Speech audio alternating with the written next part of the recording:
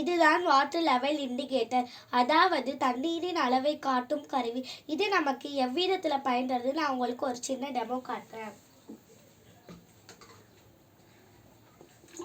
தண்ணீர் சென்சாரை தொடும்போது முதலில் சிவப்பு இண்டிகேட்டர் எரிய ஆரம்பிக்கும்.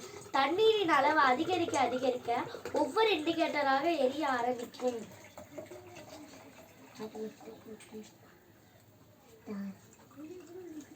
தண்ணீர் முழுவதுமாக